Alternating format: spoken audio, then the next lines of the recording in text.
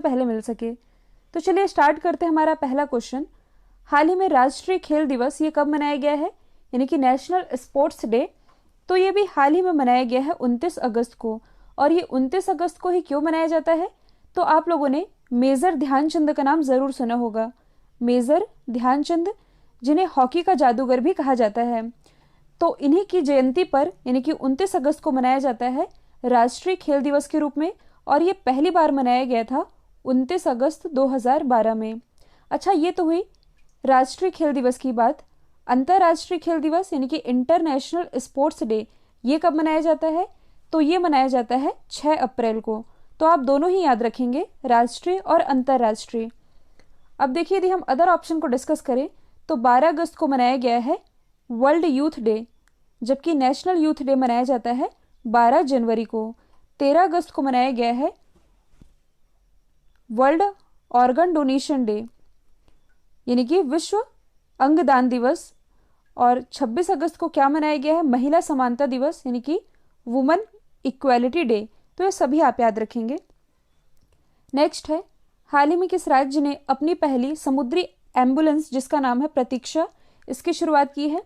तो इसकी शुरुआत अभी हाल ही में की गई है केरल गवर्नमेंट के द्वारा। और समुद्री एम्बुलेंस, इसका मतलब तो आप लोग समझ ही गए होंगे। तो देखिए, अभी हाल ही में जो केरल गवर्नमेंट है, इसने तिरुअनंतपुरम जिले के विजिन जाम गांव से इस समुद्री एम्बुलेंस को लॉन्च किया गया है। और देखिए, इसके अलावा भी 2 अन्य समुद्री एम्बुलेंस लॉन्च की जाने वाली हैं, जिसका नाम होगा प्रत्यक्ष और दूसरे का नाम होगा करुण्य। जो प्रत्यक्ष समुद्री एम्बुलेंस है ये लॉन्च की जाएगी केरल के एर्नाकुलम में, और करुण्य को लॉन्च किया जाएगा केरल के कोझिकोड में। तो ये तीनों ही समुद्री एम्बुलेंस का नाम आप याद रखेंगे। और ये जो समुद्री एम्बुलेंस है लगभग 6 करोड़ की लागत से तैयार की गई है, जिसे कि समुद्र में दुर्घटनाओं के दौरान मछुआरों का जीवन बचाने के लिए बनाया गया है। अब यदि हम बात करें केरल की, तो राजधानी क्या है, तिरुअनंतपुरम।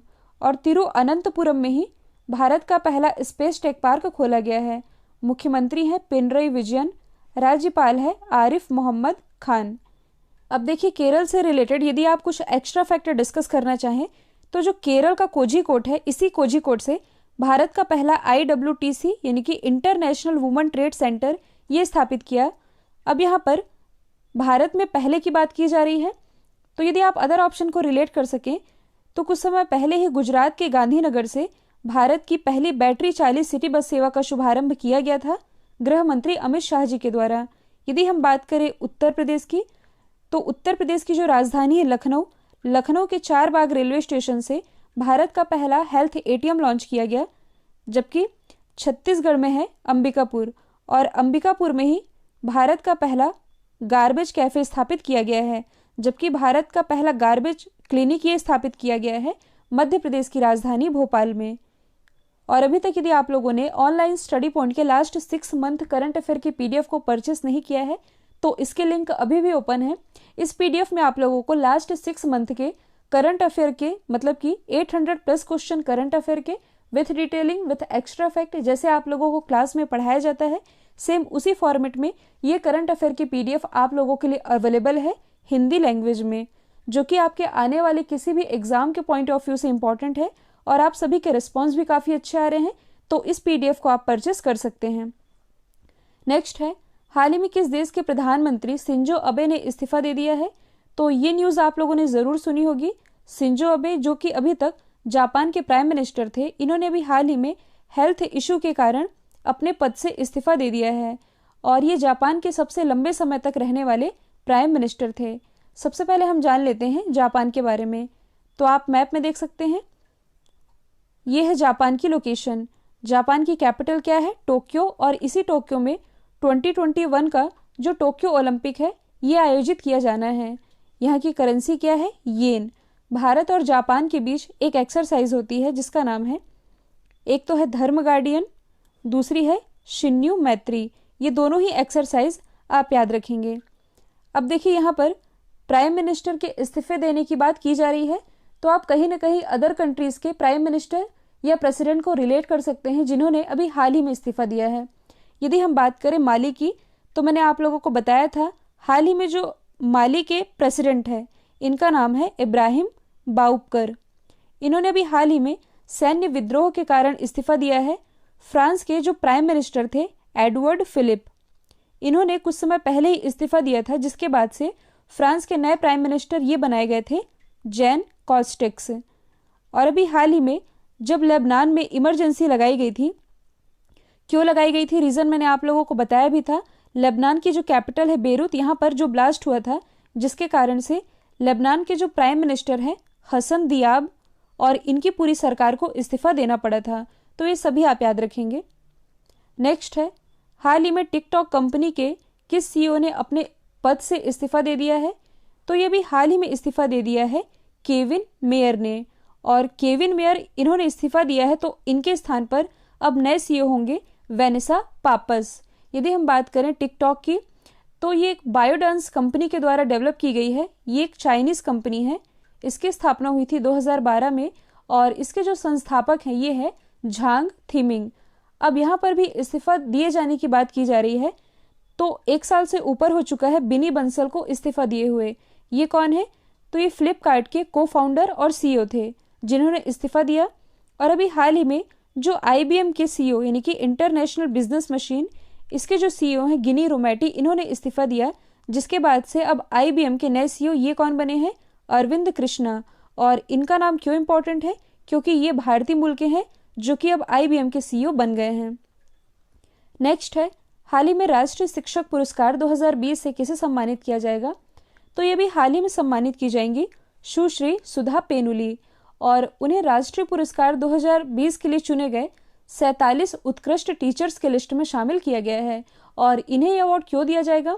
तो शिक्षा के क्षेत्र में इन्होंने जो अपना कंट्रीब्यूशन दिया है उसके लिए इन्हें सम्मानित किया जाएगा राष्ट्रीय शिक्षक पुरस्कार 2020 से। अब अवार्ड की बात की जा रही है तो आप अदर ऑप्शन को भी रिलेट कर सकते हैं। हाल ही में जो आनंद महिंद्रा और शांतनु नारायण, इन दोनों को ही हाल ही में एक अवार्ड मिला है 2020 का लीडरशिप अवार्ड। आनंद महिंद्रा कौन है? तो ये महिंद्रा ग्रुप के चेयरमैन हैं, जबकि जो शांतनु नारायण है ये है एडोब के सीईओ। इन दोनों को ही अभी हाल ही में 2020 के लीडरशिप अवार्ड से नवाजा गया है। जबकि जो किरण मजुमदार शॉ हैं ये कौन है? तो ये बायोकॉन के संस्थापक है। इन्हें भी हाल ही में यानी कि जून 2020 में एंटरप्रेन्योर ऑफ द ईयर चुना गया। और एंटरप्रेन्योर ऑफ द ईयर का अवार्ड पाने वाली ये पहली भारतीय महिला बनी है। तो ये भी आप याद रखेंगे। नेक्स्ट है, हाल ही में उत्तर प्रदेश सरकार ने किसे नया गृह सचिव नियुक्त किया है? तो उत्तर प्रदेश के अब जो नए गृह सचिव है ये बन गए हैं तरुण गाबा। और तरुण गाबा इन्होंने स्थान लिया है एसके भगत का। जो तरुण गाबा है ये 2001 बैच के आईपीएस ऑफिसर हैं और यही बन गए हैं उत्तर प्रदेश के नए गृह सचिव। ये तो बात हुई उत्तर प्रदेश की। प्रेजेंट टाइम में हमारे गृह सचिव कौन है? तो ये है अजय कुमार भल्ला। यहाँ पर आप कंफ्यूज नहीं होइएगा, क्योंकि देखिए जहाँ कहीं भी अजय कुमार भल्ला लिखा है तो ये हमारे गृह सचिव, लेकिन यदि केवल अजय कुमार लिखा है तो ये है हमारे रक्षा सचिव। तो दोनों में आप कंफ्यूज नहीं होंगे। गृह सचिव है अजय कुमार भल्ला, गृह मंत्री हैं अमित शाह। और कुछ समय पहले ही अमित शाह जी के निजी सचिव के रूप में नियुक्त किया गया है साकेत कुमार को। अच्छा, अमित शाह जी से रिलेटेड एक और फैक्ट आप याद रख सकते हैं। इनके जो बेटे हैं जिनका नाम है जय शाह, इनकी नियुक्ति कुछ समय पहले ही बीसीसीआई के सेक्रेटरी के रूप में कर दी गई है। तो ये भी आप याद रखेंगे। उत्तर प्रदेश के बारे में हम अगले क्वेश्चन में डिस्कस करने वाले हैं, इसलिए यहाँ पर हम डिस्कस नहीं कर रहे हैं। नेक्स्ट है, हाल ही में किस राज्य या केंद्र शासित प्रदेश ने स्वस्थ शरीर स्वस्थ दिमाग अभियान का शुभारंभ किया है? तो इसकी शुरुआत अभी हाल ही में की गई है दिल्ली गवर्नमेंट के द्वारा। क्योंकि आप सभी जानते हैं कि कोविड-19 महामारी के कारण स्कूल और कॉलेजेस काफ़ी समय से बंद हैं, जिसके कारण जितने भी पढ़ने वाले स्टूडेंट्स हैं ये घर पर हैं। तो उन्हीं के लिए इस अभियान की शुरुआत की गई है। साथ ही एक यूट्यूब चैनल की भी शुरुआत की गई है ताकि घर पर ही रहकर वे अपने हेल्थ का ध्यान रख सकें और फिटनेस पर भी ध्यान रख सकें। और यही लॉन्च किया गया है दिल्ली गवर्नमेंट के द्वारा। दिल्ली जो कि यमुना नदी के किनारे बसी हुई है। मुख्यमंत्री हैं अरविंद केजरीवाल, जिन्होंने कुछ समय पहले ही अपने ही नाम का यानी कि एके नाम का मोबाइल एप्लीकेशन लॉन्च किया है। यहाँ के जो लेफ्टिनेंट गवर्नर हैं ये कौन है? तो ये हैं अनिल बैजल जी। दिल्ली से रिलेटेड कुछ योजनाएं हैं जो कि कोविड-19 के दौरान लॉन्च की गई, जैसे कि 5T प्लान, ऑपरेशन शील्ड, और एसएस कोरोना, ये सभी दिल्ली गवर्नमेंट के द्वारा स्टार्ट की गई है। और आप क्या याद रख सकते हैं, तो भारत का जो पहला प्लाज्मा बैंक है ये दिल्ली में ही स्थापित किया गया, जिसके बारे में मैंने आप लोगों को बताया भी था, तो ये भी आप याद रख सकते हैं। अब यहाँ पर अभियान की बात की जा रही है, तो अदर स्टेट हैं जिन्होंने कुछ इंपॉर्टेंट अभियान लॉन्च किए हैं। यदि हम बात करें मध्य प्रदेश की, तो किल कोरोना अभियान, चरण पादुका अभियान और एक मास्क अनेक जिंदगी अभियान।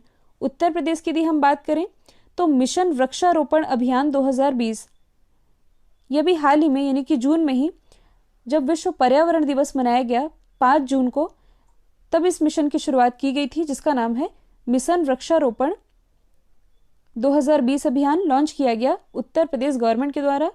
छत्तीसगढ़ गवर्नमेंट के द्वारा हाल ही में स्पंदन अभियान की शुरुआत की गई है। नेक्स्ट है, हाल ही में किस राज्य सरकार ने एनआरआई यूनिफाइड पोर्टल लॉन्च किया है, तो ये भी हाल ही में लॉन्च किया गया है उत्तर प्रदेश गवर्नमेंट के द्वारा। तो इस पोर्टल के बारे में आप लोगों को बता देती हूँ। तो देखिए, इस पोर्टल की मदद से जो प्रवासी भारतीय और एनआरआई हैं, उन्हें यदि कोई भी प्रॉब्लम है तो ये अपने मुद्दों को राज्य सरकार की हेल्प से सॉल्व कर पाएंगे। क्योंकि कई बार ऐसा पाया जाता है कि इन लोगों को यानी कि जो भी एनआरआई लोग होते हैं, उन्हें अपने परिवारों या समाज से रिलेटेड यदि कोई भी समस्या होती है तो उनको सुलझाने के लिए उनके पास कोई प्लेटफॉर्म नहीं होता है। तो उन्हीं के लिए हेल्प करने के लिए उत्तर प्रदेश गवर्नमेंट ने एनआरआई यूनिफाइड पोर्टल लॉन्च कर दिया है। तो आप मैप में देख सकते हैं उत्तर प्रदेश की लोकेशन। उत्तर प्रदेश की राजधानी है लखनऊ, मुख्यमंत्री है योगी आदित्यनाथ, गवर्नर है आनंदीबेन पटेल। और जो आनंदीबेन पटेल है, ये हाल ही में मध्य प्रदेश के भी राज्य का एडिशनल चार्ज संभाल रही हैं। मैंने आप लोगों को बताया भी है, हमारा जो 7वां संविधान संशोधन 1956 है, इसके अंतर्गत 2 या 2 से अधिक राज्यों के लिए एक राज्यपाल की नियुक्ति की जा सकती है भारत के राष्ट्रपति के द्वारा।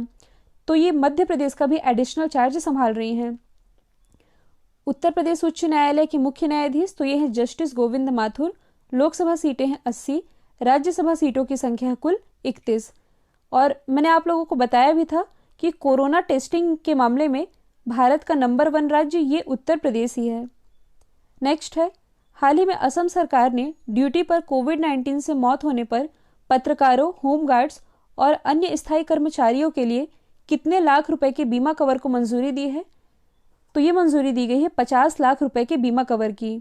तो इसके अंतर्गत ड्यूटी पर यदि कोई भी जर्नलिस्ट, होमगार्ड्स या कोई भी अस्थायी कर्मचारी जिसका निधन हो जाता है, तो उसके लिए 50 लाख रुपए के बीमा कवर को मंजूरी दे दी गई है असम गवर्नमेंट के द्वारा। हालांकि और कई राज्य सरकारों ने भी ऐसी स्कीम चलाई है, लेकिन अमाउंट अलग अलग है। असम ने 50 लाख रुपए का बीमा कवर देने का फैसला किया है। असम की राजधानी क्या है? दिशपुर। मुख्यमंत्री है सर्बानंद सोनोवाल, गवर्नर है जगदीश मुखी। असम गवर्नमेंट की कुछ स्कीम है, जैसे कि अपोघर स्कीम, अरुंधति स्कीम। अच्छा, अरुंधति स्कीम इम्पॉर्टेंट है वो इसलिए क्योंकि इस स्कीम के अंतर्गत असम में जो गरीब परिवार की लड़कियां हैं, उन्हें उनकी शादी पर असम गवर्नमेंट 1 तोला सोना देगी। आप लोगों ने काजीरंगा राष्ट्रीय उद्यान के बारे में जरूर सुना होगा, जो कि एक सींग वाले गेंडे के लिए फेमस है। ये असम में ही स्थित है। और इसी काजीरंगा राष्ट्रीय उद्यान में अभी जो बाढ़ आया था असम में, उसके कारण सैकड़ों जानवर मारे गए थे। तो ये भी आप याद रखेंगे। नेक्स्ट है, हाल ही में virtual ASEAN India business council की बैठक में भारत को किसने रिप्रेजेंट किया है? तो भारत की तरफ से भाग लिया पीयूष गोयल जी ने। तो देखिए, ये जो समिट रहा था इंडिया आसियान काउंसिल का, तो भारत और आसियान के बीच पार्टनरशिप को बढ़ावा देने के लिए इसका आयोजन किया गया था वर्चुअली आयोजित किया गया था। कोविड-19 के कारण कोई भी बैठक नहीं हो पा रही है। अब देखिए, यदि हम बात करें आसियान की, तो आसियान की फुल फॉर्म बनती है association of south east Asian nation. इसकी स्थापना हुई थी 8 अगस्त 1967 में। हेडक्वार्टर कहाँ स्थित है? जकार्ता में। अब देखिए, कई बार एग्जाम में ये पूछा जाता है कि आसियान की कुल कितनी मेंबर कंट्रीज हैं? तो कुल 10 मेंबर कंट्रीज हैं। और इन 10 मेंबर कंट्रीज का नाम याद रख पाना थोड़ा मुश्किल है, इसलिए मैं आप लोगों को एक ट्रिक बता रही हूँ। ट्रिक है, तुम बीएससी करके 2mm टीवी पर आईपीएल देख रहे हो, बस इतनी सी ट्रिक है। मैं आप लोगों को बता दूं, ये ट्रिक मैंने नहीं बनाई है, मैंने भी शायद कहीं से कभी पढ़ा था, तो ये मेरे नोट्स में सेव था। आप लोगों को भी फायदा मिल सके इसलिए मैं आप लोगों को बता रही हूँ। तो ट्रिक सिंपल सी है, तुम BSc करके 2mm टीवी पर IPL देख रहे हो, तो इस तरह आप आसियान की 10 मेंबर कंट्रीज को याद रख सकते हैं। वो कैसे? ब्रुनई, सिंगापुर, कंबोडिया, 2mm यानी कि 2 बार MM मतलब कि म्यांमार और मलेशिया, टीवी मतलब थाईलैंड, वियतनाम, IPL मतलब कि इंडोनेशिया, फिलीपींस और लाओस। यही है आसियान की कुल 10 मेंबर कंट्रीज। अब देखिए वर्ल्ड मैप वाले पोर्शन में हम लोगों ने क्या क्या कवर कर लिया है। हम लोगों ने इंपॉर्टेंट जलधाराओं को कवर कर लिया है, इंपॉर्टेंट स्ट्रेट यानी कि जल डमरू मध्य को कवर कर लिया है, और स्ट्रेट को कवर करते हुए मैंने आप लोगों को 8 स्ट्रेट याद करवा दी थी। 2 सिंपली स्ट्रेट है जो कि आप लोगों को याद रखनी है। यहाँ पास है पनामा स्ट्रेट। ध्यान दीजिएगा, ये जल संधि नहीं है, ये नॉर्थ अमेरिका और साउथ अमेरिका के बीच स्थित है, और भारत और श्रीलंका के बीच एक स्ट्रेट है जिसका नाम है पाक स्ट्रेट। तो ये तो हो गई स्ट्रेट की बात। अब अगले पोर्शन में हम क्या डिस्कस करने वाले हैं? चक्रवात के बारे में, क्योंकि जो चक्रवात है इस साल काफ़ी चर्चे में रहे हैं, जैसे कि भारत में भी अम्फान और निसर्ग चक्रवात चर्चे में रहे हैं। तो इसका बेसिक मैं आप लोगों को बता दूं, ध्यान दीजिएगा। जैसे कि ये है इक्वेटर। जब मैंने आप लोगों को जलधाराओं के बारे में पढ़ाया था तो मैंने आप लोगों को बताया था जो उत्तरी गोलार्ध में जलधाराएं बहती हैं उसकी डायरेक्शन होती है क्लॉकवाइज, जो दक्षिणी गोलार्ध में बहती हैं इसकी डायरेक्शन होती है एंटी क्लॉकवाइज। तो जब हम चक्रवात डिस्कस करेंगे तो आप ये याद रखेंगे कि जो उत्तरी गोलार्ध में चक्रवात आता है तो उसमें वायु की दिशा ये होती है एंटी क्लॉकवाइज, जबकि दक्षिणी गोलार्ध में वायु की दिशा ये होती है क्लॉकवाइज। तो ये इसमें एक डिफरेंस है जो कि आप लोगों को याद होना चाहिए। अब देखिए भारत के आसपास जो चक्रवात आते हैं उसे तो हम सिंपल भाषा में चक्रवात ही कहते हैं, जैसे कि अम्फान और निसर्ग। लेकिन जो जापान और चाइना के पास समुद्री क्षेत्र में जो चक्रवात आते हैं इसे नाम दिया गया है टाइफून। एग्जाम का पार्ट कई बार बना है। इसी क्रम में ऑस्ट्रेलिया का जो उत्तरी पश्चिमी एरिया है यहाँ पर जो चक्रवात आता है इसे कहा जाता है विली विली। और कैरेबियन सागर में एक चक्रवात आता है जिसका नाम है टारनेडो। और इसका नाम क्यों इंपॉर्टेंट है? क्योंकि ये विश्व का सबसे खतरनाक चक्रवात है। अब यदि आपसे पूछा जाए कि चक्रवातों की उत्पत्ति कहाँ नहीं होती, तो ये नहीं होती है दक्षिणी अटलांटिक सागर में और दक्षिणी पूर्वी प्रशांत महासागर में। और क्यों नहीं होती? क्योंकि यहाँ पर जो समुद्र का सरफेस है ये कम होता है। ये आप लोगों को जरूर याद होना चाहिए। एक और चीज, टी स्केल पर चक्रवातों की शक्ति का मापन किया जाता है। किस स्केल पर? टी स्केल पर। तो आज हमने चक्रवातों से रिलेटेड केवल बेसिक समझा है। पर डे हम कुछ कुछ डिस्कस करते रहेंगे चक्रवात प्रति चक्रवात के बारे में। तो कल मैंने आप लोगों से पूछा था स्वच्छ सर्वेक्षण 2020 में गंगा नदी के किनारे बसे सबसे स्वच्छ शहर के रूप में किसे घोषित किया गया है? इसका राइट आंसर था वाराणसी। अब आप लोगों के लिए आज का सवाल है, हाल ही में किस राज्य में भारत के सबसे लंबे नदी रोपवे का उद्घाटन किया गया है? तो इसका आंसर जो भी है कमेंट बॉक्स में दीजिएगा। वीडियो को लाइक शेयर सब्सक्राइब करना बिल्कुल मत भूलिएगा। साथ ही अपना फीडबैक भी कमेंट बॉक्स में ज़रूर बताइएगा। तो आज के लिए इतना ही। Thank you so much.